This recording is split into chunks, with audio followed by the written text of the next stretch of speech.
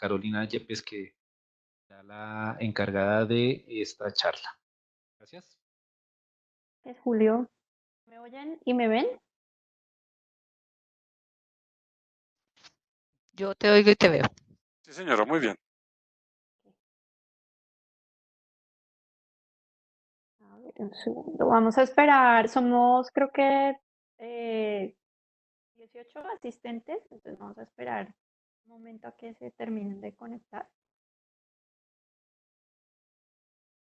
Sí, vamos a esperar un poquito, unos 5 minutos, a que llegue la gente.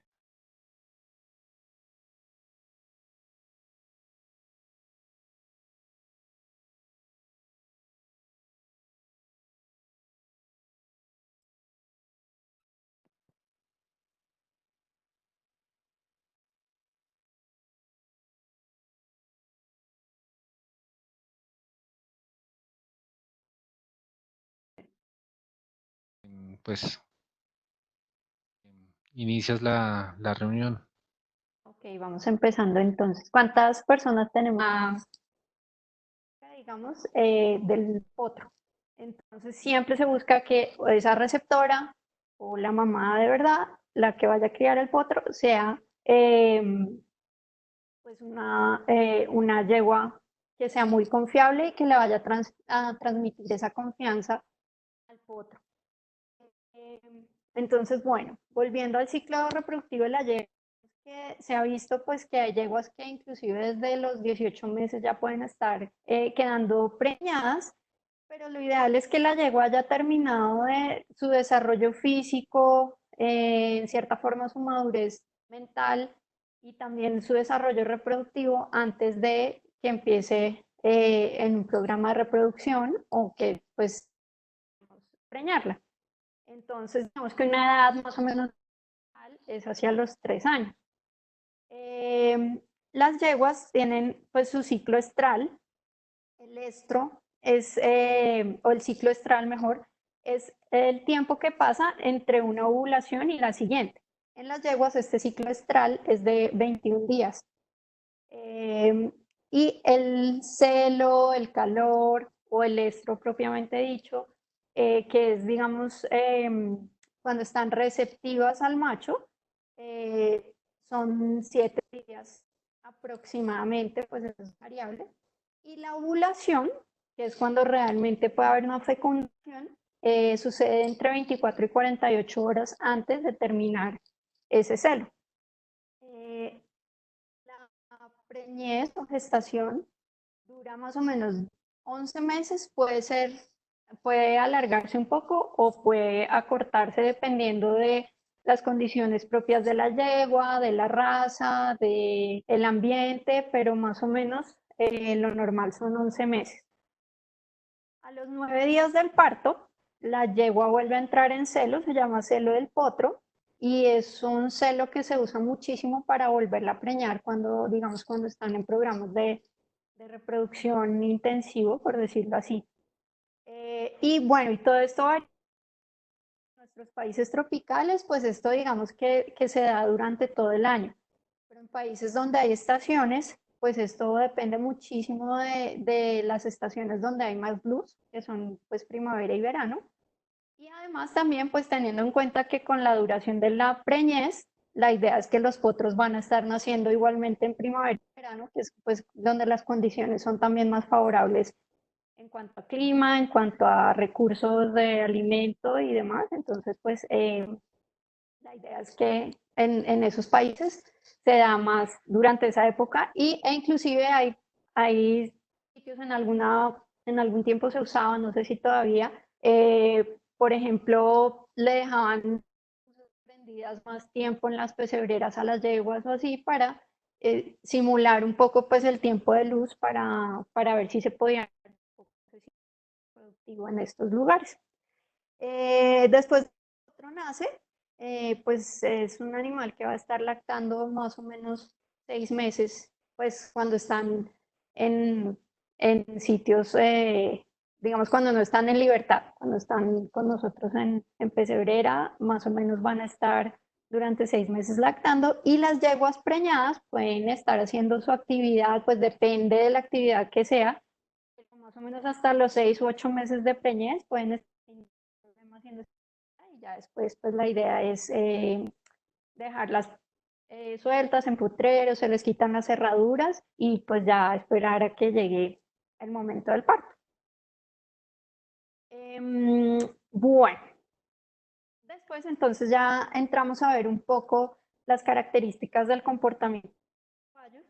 En este video pues está este caballo, es un día de un poco de viento y él está muy atento, como escaneando alrededor a ver si hay algo sospechoso, algo que valga la pena hacerlo moverse de donde está, hacerlo salir corriendo por su vida. Entonces, no sé si algunos de los participantes que están hoy nos acompañaron en la charla de Doma Nacional que dimos el año pasado, donde hablábamos un poco de este tema, pero digamos que a grandes rasgos, pues el caballo es una especie precoz. ¿Eso qué quiere decir? El caballo en la naturaleza es un animal de presa, es alimento para otros animales, por lo que depende de que él identifique el peligro y pueda salir huyendo a tiempo para que no se lo coman.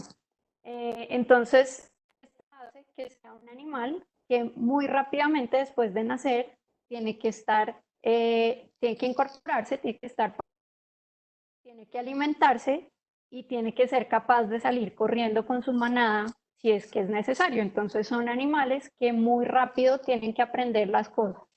Muy rápido, el potro cuando nace más o menos a la hora ya se espera que empiece a pararse. En las siguientes horas que empiece a buscar mamar, debe alimentarse muy rápido y ya estar como completamente coordinado y listo para, como les decía, para salir corriendo si es que hace falta. Entonces, en ese orden de ideas, como son especies precoces, son especies que aprenden supremamente rápido tanto lo bueno como lo malo. Entonces, la idea es aprovechar esta capacidad que tienen de aprender tan rápidamente para usarlo, digamos, a nuestro favor en la relación que vamos a tener con ellos. ¿Qué es el imprinting? Yo me puse a buscar como traducciones literales había y sinónimos y encontré pues que quiere decir imprimir, estampar, grabar. Entonces, justamente sí, esas son las palabras, eso es lo que queremos, imprimir, estampar o grabar unos mensajes en la memoria del potro para que hagamos de este caballo un gran compañero, alumno y paciente. Y todo eso lo hacemos en la comunicación, entendiendo cómo es el comportamiento de los caballos en libertad y usando un método de educación, digamos, del humano hacia el caballo. Entonces, ¿qué pasa? Cuando tenemos un caballo problema, los caballos ya, digamos, cuando empiezan a crecer y ya son adultos, son animales pues potencialmente peligrosos, son animales que pesan en promedio 500 kilos, son animales muy rápidos, que se mueven muy rápido justamente por su característica de ser animales presa, y son animales muy fuertes, son una máquina que necesita toda la fuerza para salir corriendo, entonces por naturaleza son animales sumamente fuertes. Entonces, digamos que un caballo problemático adulto o una yegua son animales primero que se pueden causar un gran daño a sí mismos y un caballo lesionado, pues por un lado puede costar mucho dinero y por otro lado puede implicar perder o el caballo de trabajo, o el caballo de cabalgata, o el caballo de competencia. Entonces, digamos que es algo que no es deseado para nada. O incluso pues, pueden causar muy graves a las personas que los cuidan. Entonces, la idea pues es evitar eso. Y también se pueden convertir en un verdadero dolor de cabeza tanto para el herrero, para el veterinario, para el palafrenero. Entonces la idea es hacer que este animal, que es tan grande, que es tan poderoso, pues sea un animal que para nosotros no represente ninguna preocupación, ningún peligro. peligro ni para nosotros ni para ellos mismos, ni para su manada. Entonces, digamos que hay diferentes escuelas o corrientes con respecto al imprinting. Y lo que yo creo que es que no importa si es un potro tan chiquito como el de la foto de la izquierda o un potro tan grande como el de la foto de la derecha, eh, siempre buscamos el mismo resultado y siempre podemos usar las mismas herramientas porque finalmente son caballos.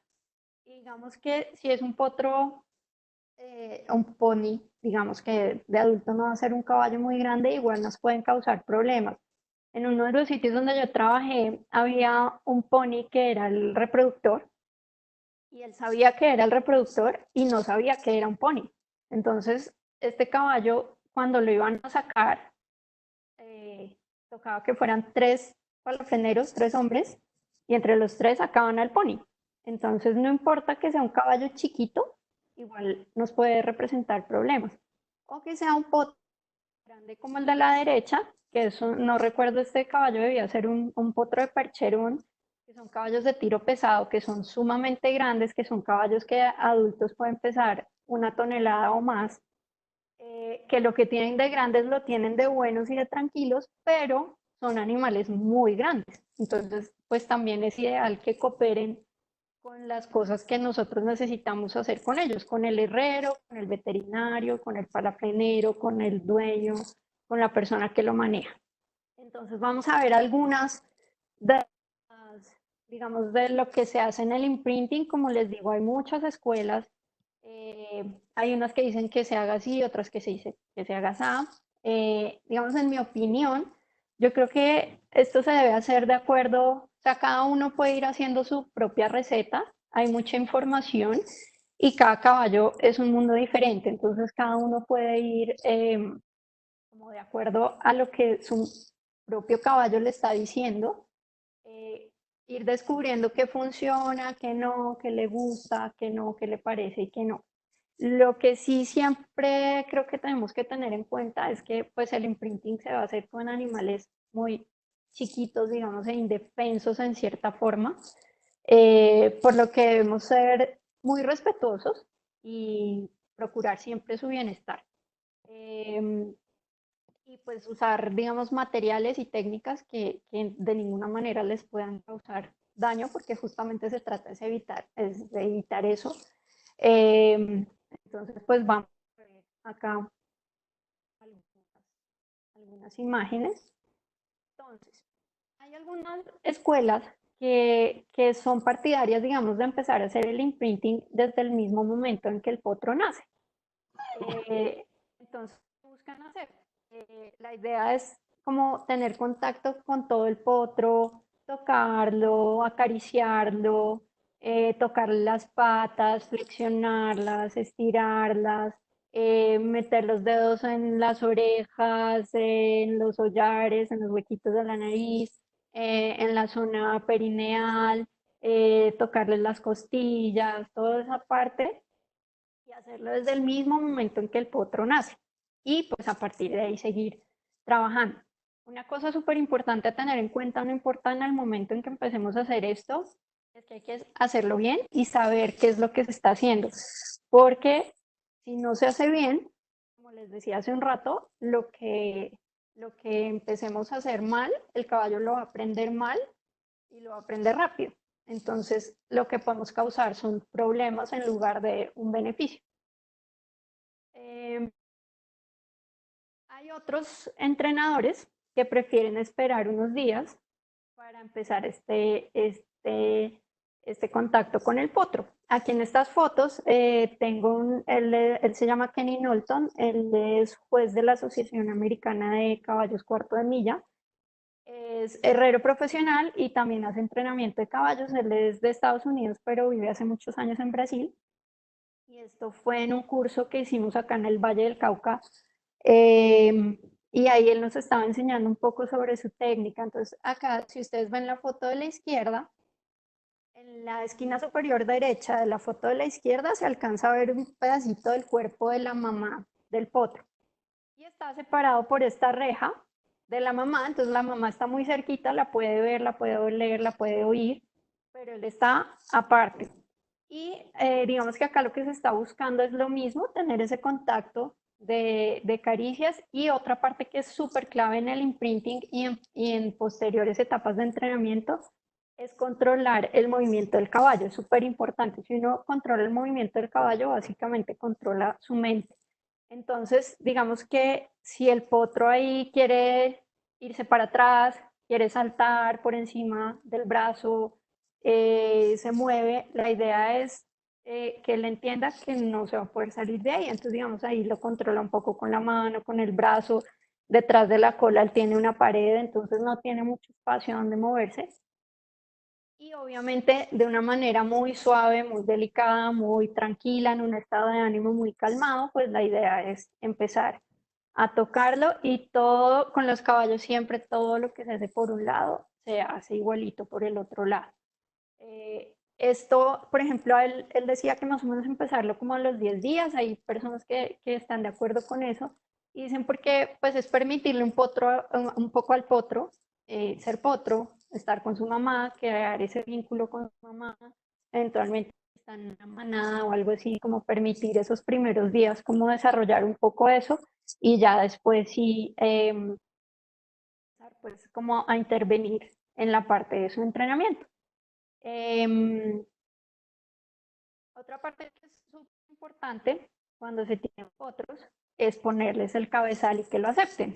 Digamos, ahí en las fotos no, pues no se ve, pero eh, para el potro no es muy divertido por su naturaleza de salir huyendo, que le vayan a poner cosas encima. Es totalmente extraño. Entonces, digamos que se debe hacer de una manera muy calmada también, muy suave, en un espacio seguro, con un cabezal que sea del tamaño adecuado, del material que no lo vaya a lastimar.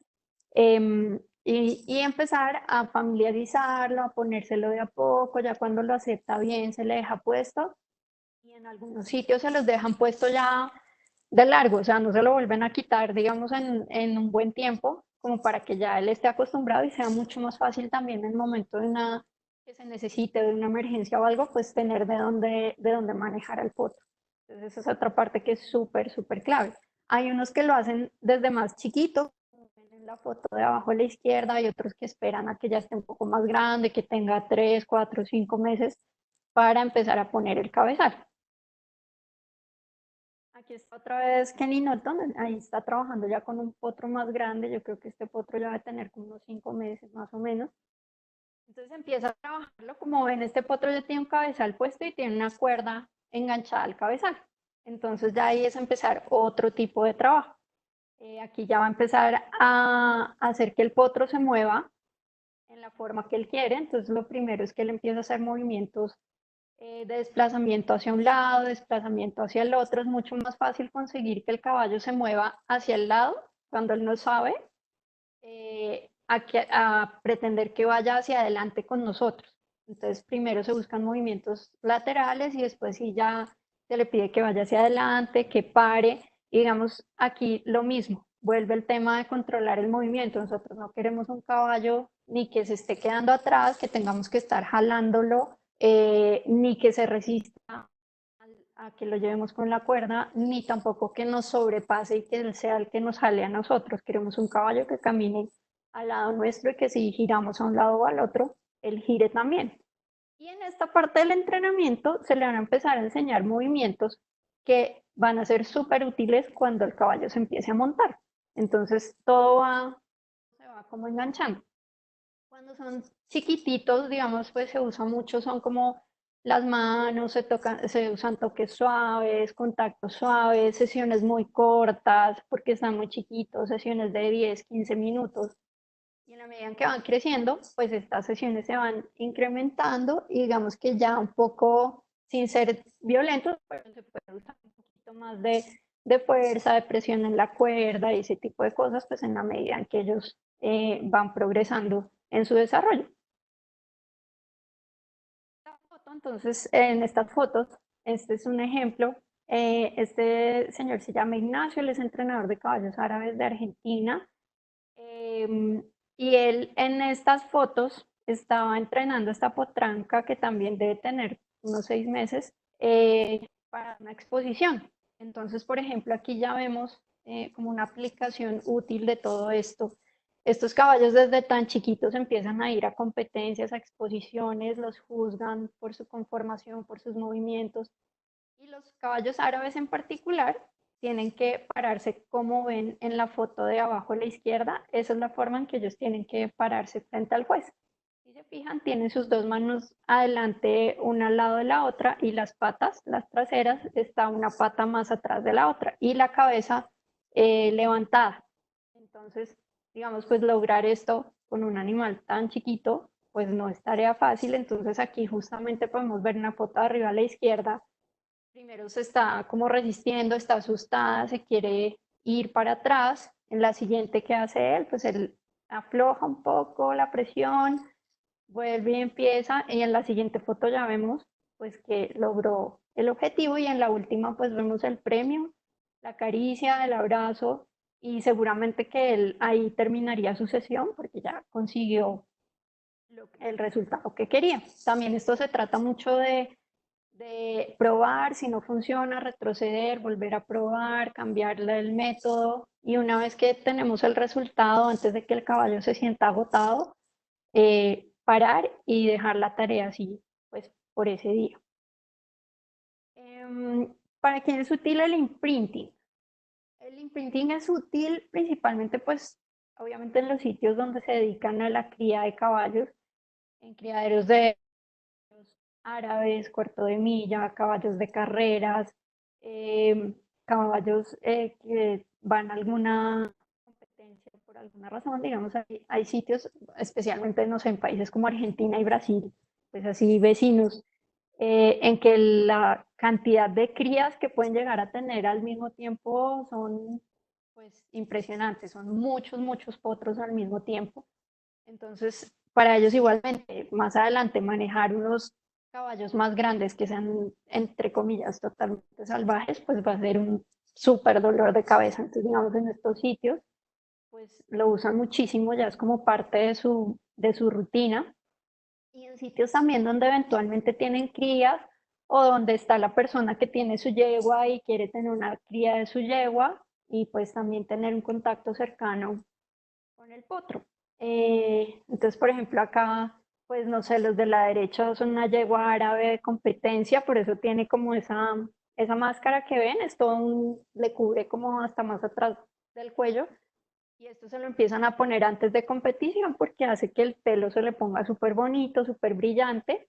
Entonces, ella está ahí con su potrico.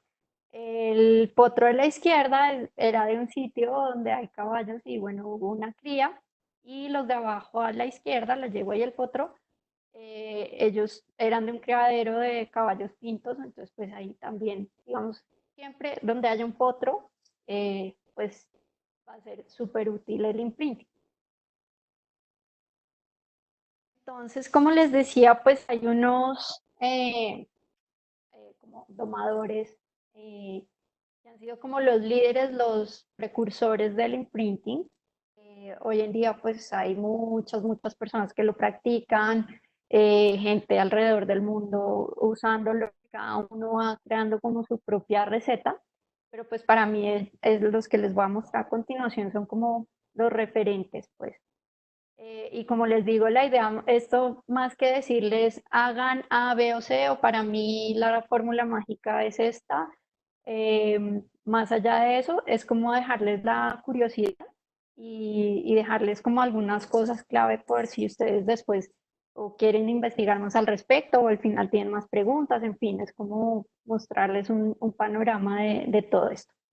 Entonces, bueno, al primero que yo conocí fue al doctor Robert Miller. Pues lo conocí su trabajo, a ninguno de ellos lo he conocido personalmente. Em, Leí un libro de él que se llama algo así como Entendiendo los secretos antiguos de la mente del caballo. Em, y pues él, siendo veterinario, pues empezó a identificar todos estos patrones de comportamiento de los caballos, de por qué eh, tienen esas reacciones, y cómo podía él digamos, hacer que se comportaran de una mejor manera. Y siendo veterinario también sabía que iba a facilitar un montón el trabajo de todos, pues haciendo esto. Él, como ven ahí en la portada de este libro de Imprint Training of the Newborn Foal, pues ahí él es de los que una vez nace el potro, empieza, como ven ahí le está metiendo un dedito en la oreja, de una vez empieza como a manosearlos por todos lados. Y este es uno de esos libros donde explica mucho pues su metodología. Entonces él es uno de ellos. Él está en Estados Unidos. Pat Parelli también. Pat Parelli tiene un método de doma, digamos, creo que se llama Natural Horsemanship. Él también tiene unos videos súper bonitos en Google. Van, no sé, van cabalgando con las yeguas a pelo y vienen con los potricos detrás y se meten por los ríos. También tiene sesiones con los potros, entonces empieza a exponerlos como a objetos, a cosas que estén colgando, a pelotas rodando por el piso, bueno, un montón de estímulos como para desensibilizarlos. Eh, También usan instrumentos, por ejemplo, Lai tiene como unas cañitas en la mano, también cada uno como que usa los instrumentos que considera que le pueden servir o que le pueden ayudar.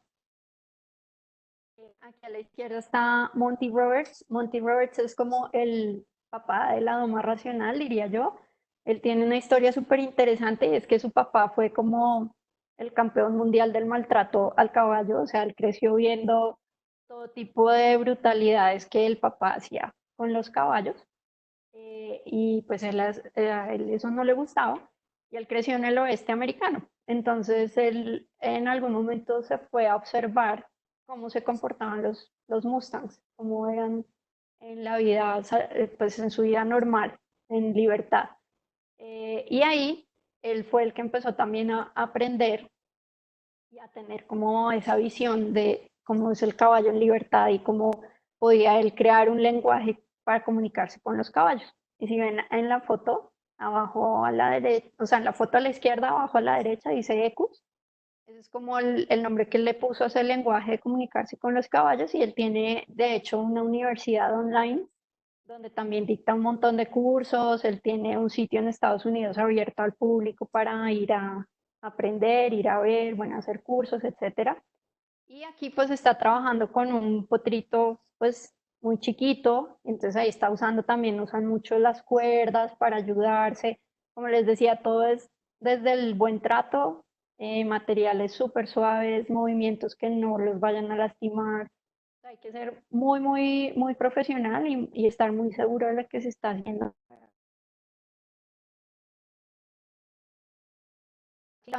Clint Anderson nació en Australia, pero actualmente vive en Estados Unidos, en Texas.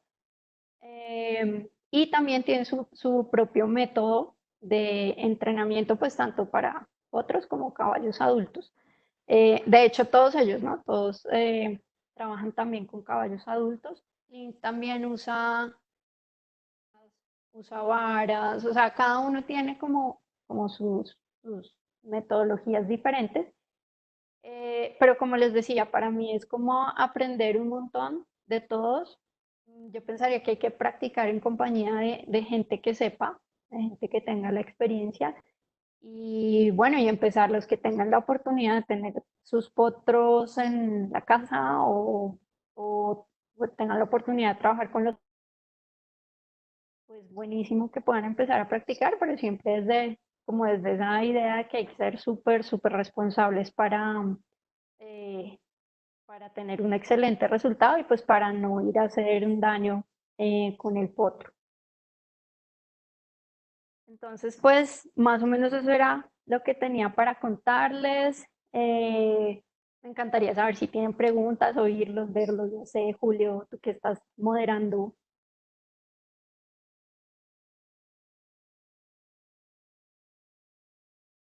Claro que sí, Carolina.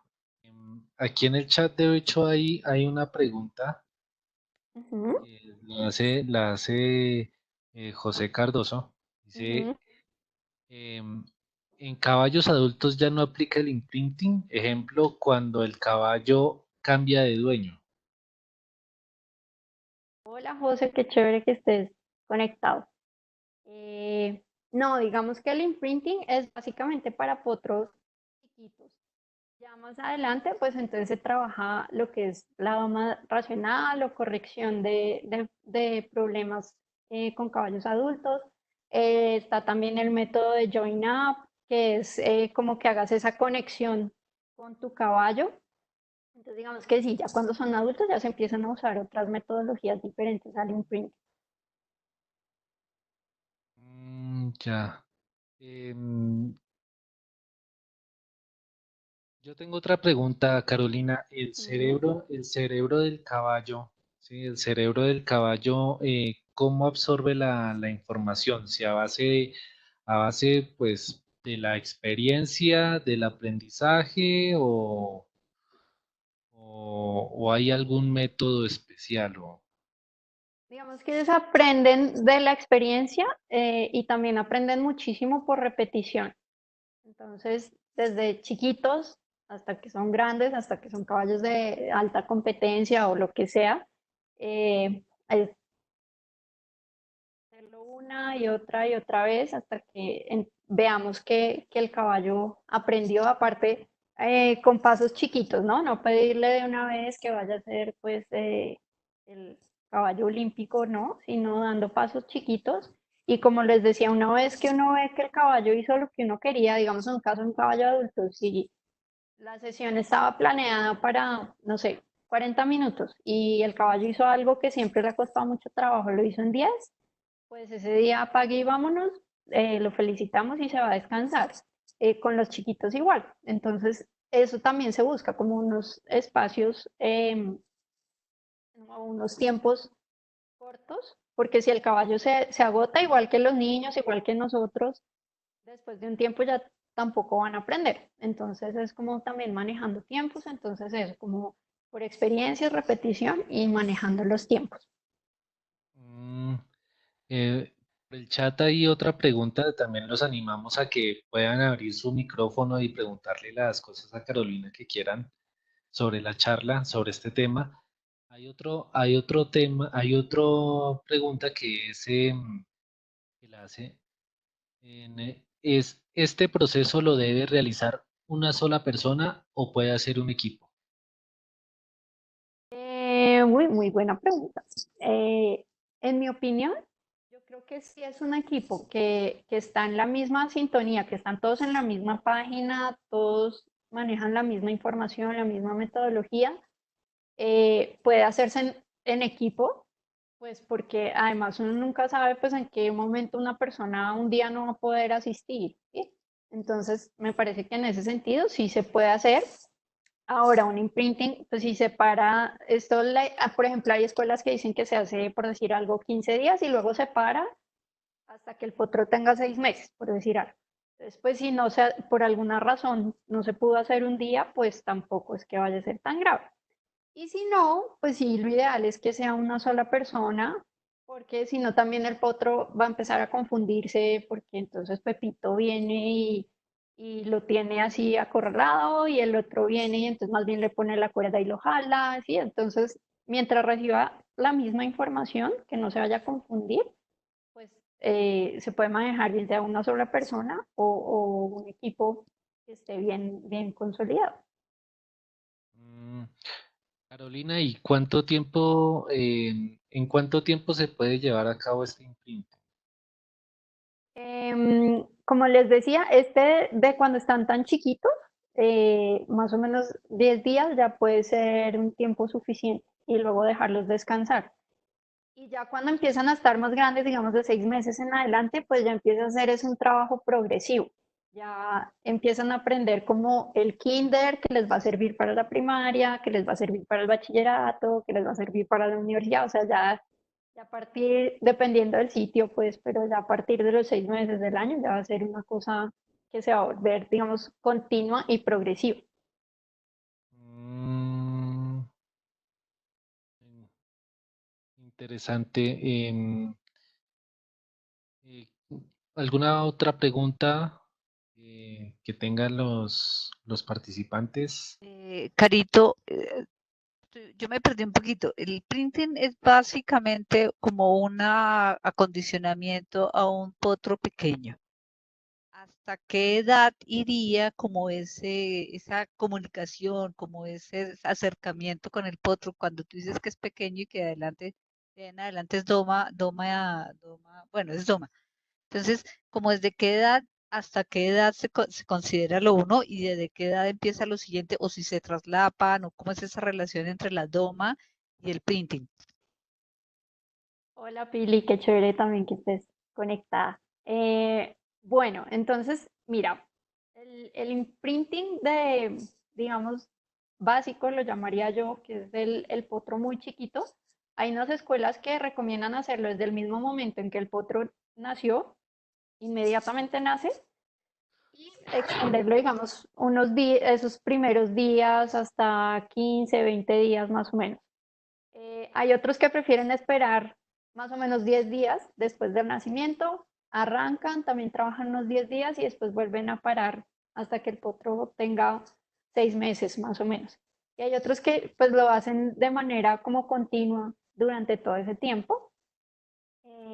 Y después, digamos que a partir de los 6 meses hasta los 2 años, más o menos, empieza el trabajo, digamos, lo llamamos en el suelo, que es empezar a trabajar con un potro, pero ya pues, digamos, empezando a hacer ejercicios que están orientados pues a familiarizarlo con ciertas cosas, con ciertos materiales, ciertos movimientos que lo van a llevar a ser, cuando sea un caballo que se monte, a ser un caballo súper dócil y súper fácil de enseñarle a que pare, a que gire, a que salte, tenga movimientos laterales y ese tipo de cosas. Entonces, ese trabajo desde el piso, digamos, se llama, es desde los 6 meses hasta más o menos 2 años, 2 años y medio. En razas, digamos, como los árabes tienen su desarrollo mucho más lento, su desarrollo físico, digamos, sus líneas de crecimiento y eso se demoran más tiempo en cerrar. Digamos, los árabes empiezan a montar casi que a los 4 años, pero en el resto de razas, más o menos 2 años y medio, ya se están empezando a montar. Entonces, digamos que de 6 meses a 2 años y medio se hace esa parte de trabajo desde el piso. Y ya de ahí, digamos, empieza entonces como el lado más racional, como lo que vimos en la capriola, que es como prepararlos para ensillarlos, para ponerles encima una silla, un jinete y empezar a hacer cada uno pues el trabajo para el que lo quieran destinar. Mm, Bastante. Em, ¿Alguna otra pregunta sobre este proceso?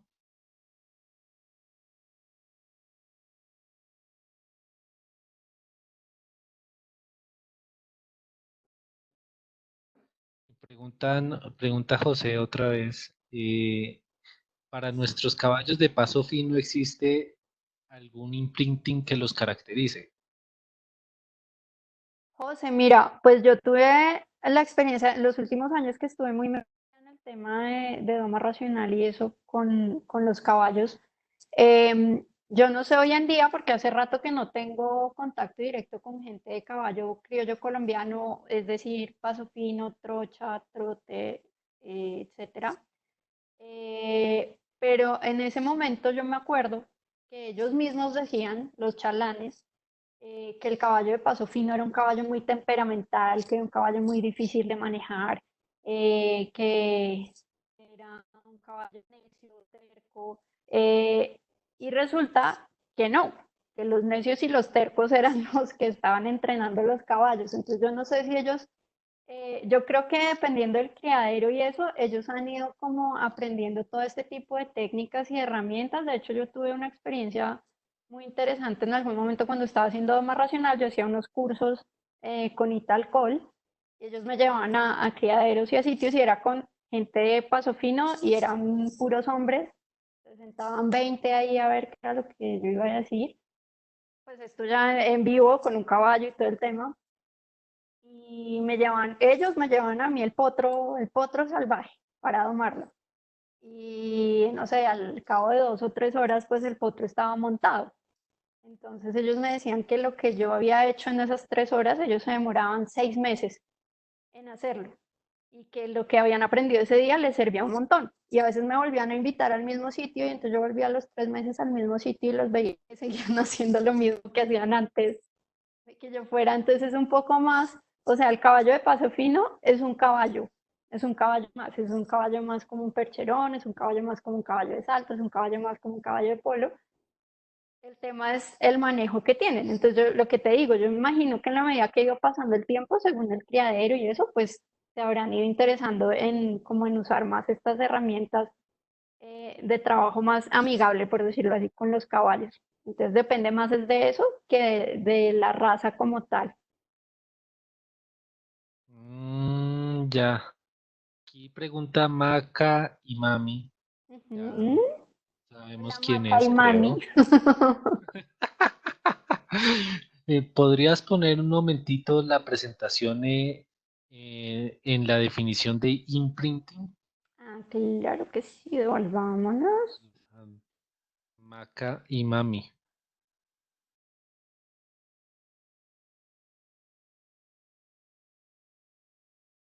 No, no me salgo porque es que ahorita se me desarregló todo, entonces prefiero devolverla así ahí.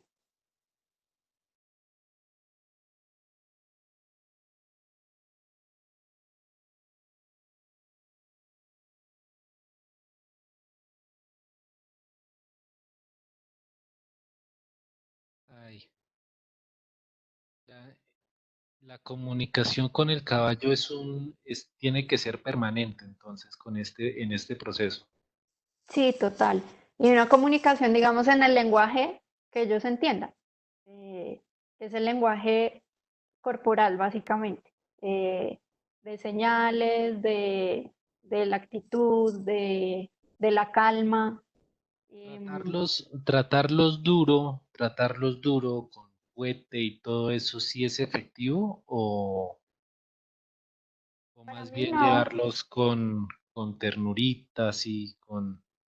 O sea, no, ni lo que pasa es que lo que les decía al comienzo, después cuando ellos crezcan, pues van a ser animales sumamente poderosos, digamos, muy rápidos, muy fuertes, muy grandes, eh, que pueden llegar a pesar hasta 1 tonelada. Entonces, digamos, si es una pelea física, pues, ¿quién va a ganar? ¿Sí? Entonces, la idea es ser firmes porque hay que establecer justamente, o sea, es como dejarles claro que los líderes somos amigos, pero yo soy el jefe. Aquí mando yo y son mis reglas, pero sin violencia, sin maltratarlos, sin agredirlos, porque eso lo que va a conseguir es que sea un animal nervioso, tenso, desconfiado. Es el animal que no se va a dejar montar fácil, que no se queda quieto, que lo tumba a uno 20 veces, que ve algo y se asusta y también lo tumba a uno, o el animal que entra o sea, que yo he visto, por ejemplo, también casos, que las pesebreras de los caballos se tienen que limpiar todos los días. Y hay caballos que todos los días quieren matar al palafrenero que está entrando a limpiar la pesebrera, no porque él les haya hecho algo, sino porque alguna vez tuvieron alguna experiencia desagradable. Entonces se vuelven muy peligrosos. Entonces la idea es ser firmes con un lenguaje que los caballos puedan entender y sin violencia, básicamente. Mm, pregunta aquí Maca y Mami, Ujú. eh, ¿nos podrías compartir alguna primiparada en tu aprendizaje o alguna anécdota? Uy, muchas, todas.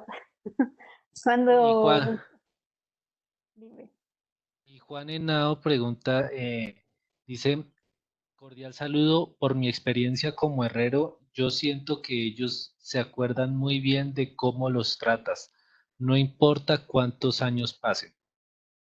Hola Juan, un gusto tenerte por acá. Siendo herrero y todo, súper chévere, qué rico que te hayas conectado. Entenderás mucho de lo que estamos hablando hoy.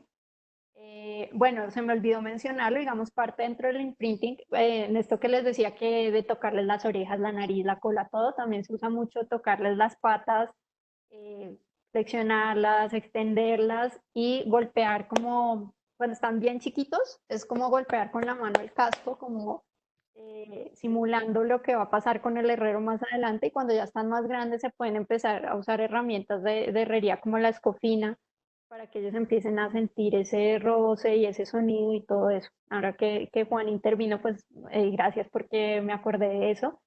Y él tiene toda la razón, o sea, los caballos aprenden y se acuerdan perfectamente, o sea, de experiencias buenas y malas es lo que ellos van a acordarse pues siempre.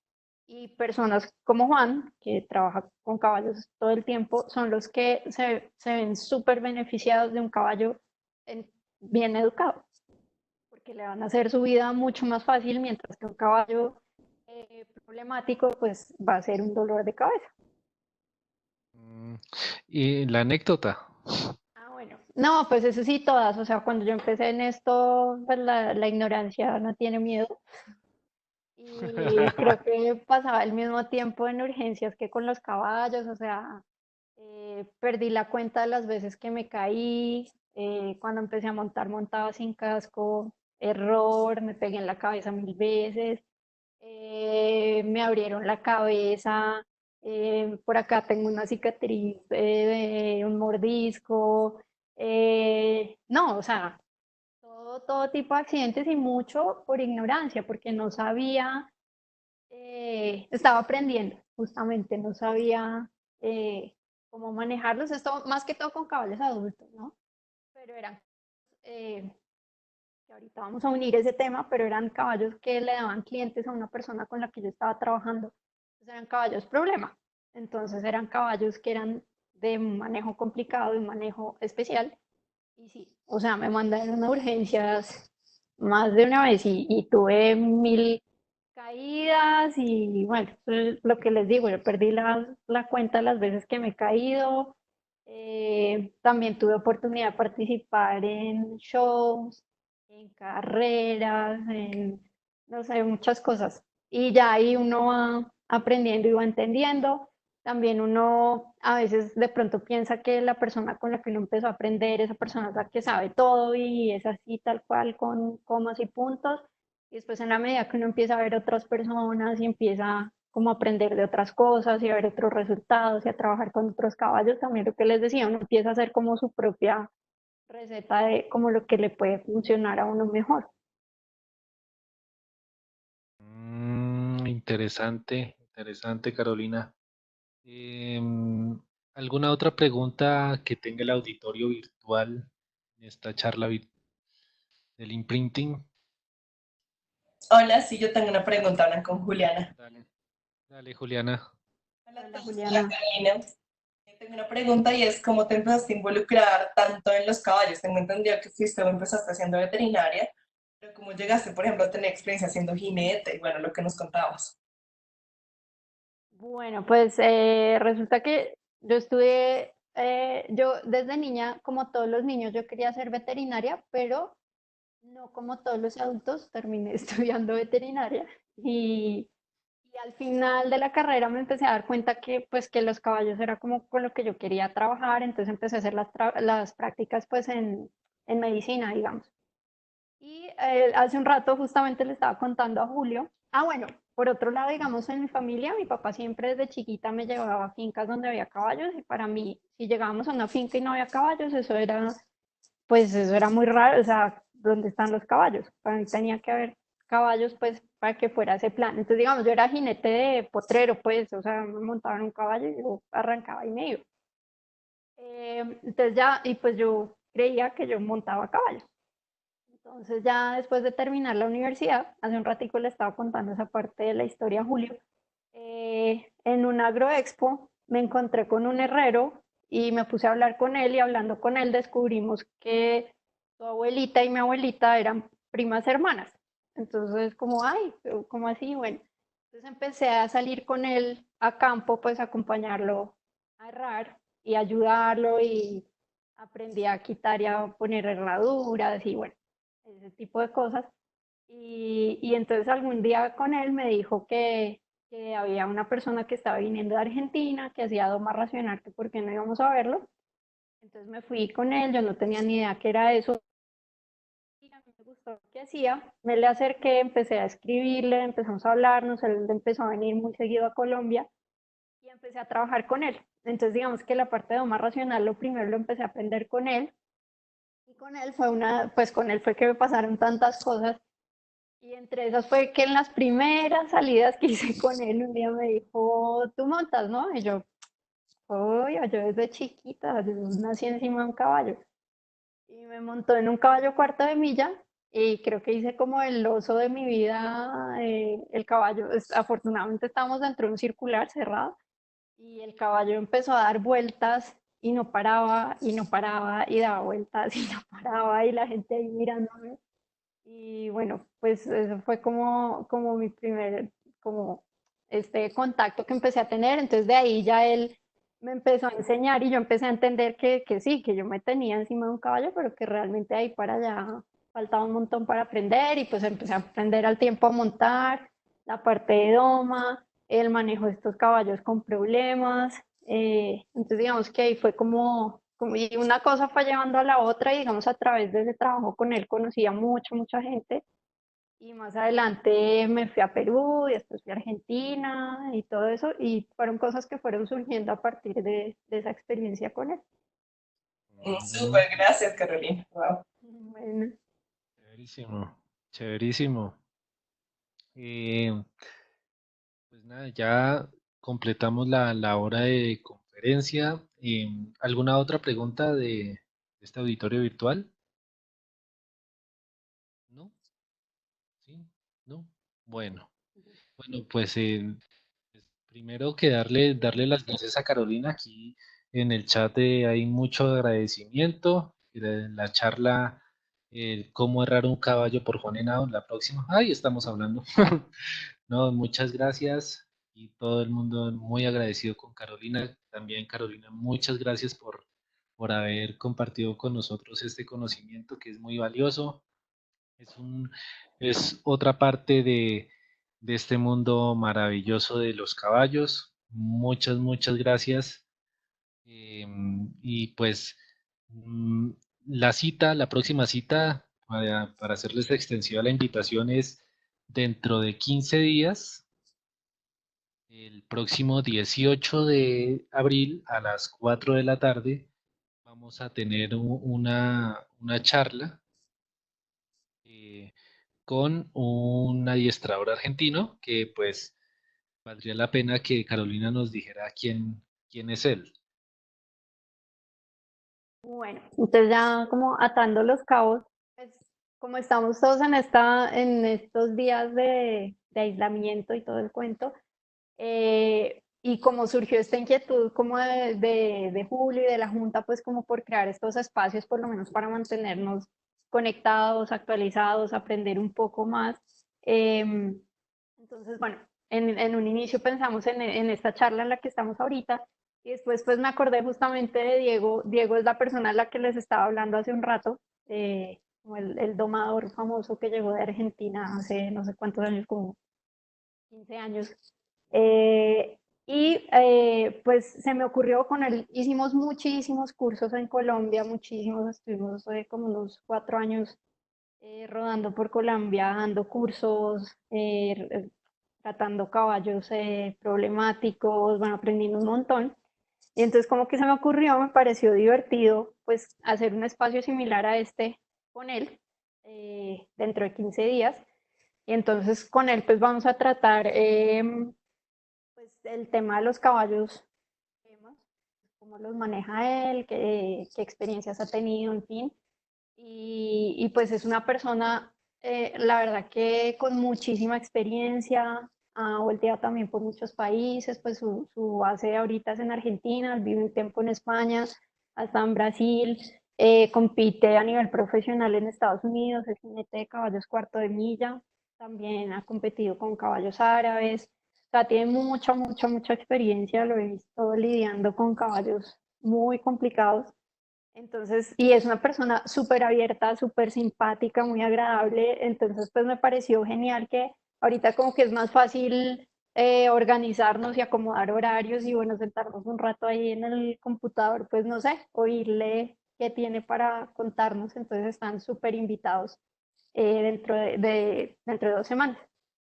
Sí, dentro de 2 semanas, el próximo 18 de abril a las 4 de la tarde, la cita es aquí, sala virtual, todos invitados, con Diego Battistoni.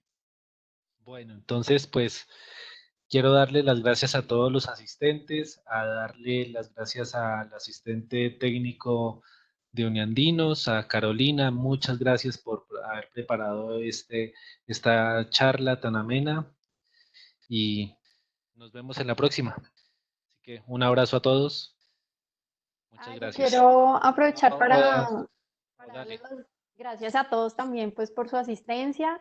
Creo que tuvimos muchas personas conectadas. Muchísimas gracias. Gracias por las preguntas. Espero que esto les haya aportado algo. Y me encantaría, si hay alguna forma como de que tengamos retroalimentación, esos comentarios o lo que sea, pues genial también. Ok, bueno, eso sí ya veremos cómo lo hacemos. Listo. Listo. Dale, dale, Carolina. Muchas gracias. Listo. Un abrazo a Chao, todos. chao, Carito, que estés bien. Un abrazo. Gracias. Listo, gracias a todos. Chao. Gracias Hablamos a en 15 todos. días. Listo.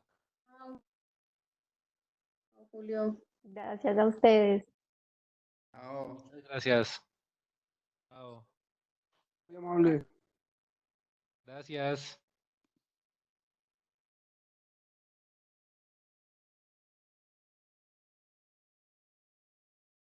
¿Listos? Y Carolina, muchas Listo, gracias, ¿eh? muchas gracias. Uy, no, a Muchas, todos. muchas gracias. ¿Cómo Muchas te gracias. pareció? Excelente. Muy bueno. Sí, chévere. Sí, sí, muy bueno, muy didáctico y pues siempre vino bien, siempre vino bastante gente y estuvieron conectados aquí al Instagram de Cabalgandes 15. Ay, qué chévere. Uy, qué tecnología. Sí, aquí hicimos una pequeña pirateada por el celular, entonces pues. Buenísimo, qué chévere. Sí, sí, señora. Y ahí medio Entonces, alcancé a leer lo que iban escribiendo. Me voy a aprovechar y chismoseo acá. sí, dale, Mm, con toda confianza. Vale, luego. Julián, chao. Dale, Chao. chao. Dijo que sí le puede compartir la presentación.